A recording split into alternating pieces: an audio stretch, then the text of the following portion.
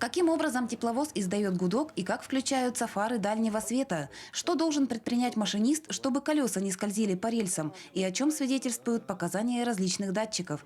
Об этом и многом другом первокурсники политехникума, будущие автомеханики, узнали в ходе экскурсии в железнодорожное депо участка Алдан. Мы заходили в кабину тепловоза, объяснил им управление локомотива, объяснил, как работает кран машиниста, как работает кран вспомогательного тормоза, объяснил, где какие тумблера и от чего они.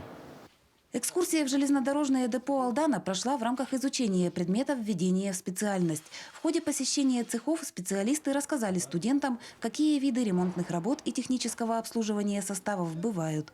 Кроме того, ребята узнали некоторые нюансы управления составом. Настроение у ребят позитивное, прямо как бы видно, что ребята заинтересованы, задают очень много вопросов, интересуются. В третьем по счету цехе студенты увидели, как производится диагностика и ремонт колесных пар. Ранее данный технологический процесс осуществлялся в Тынде. На базе Алданского депо этот ремонтный цех функционирует с прошлого года. В настоящее время продолжается его оснащение оборудованием. Экскурсия прошла очень отлично.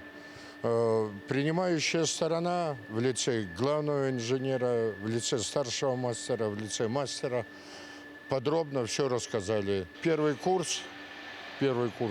Возможно, в следующем, будущая учеба, они как-то переоценят возможности, и кое-кто пойдет работать в железную дорогу.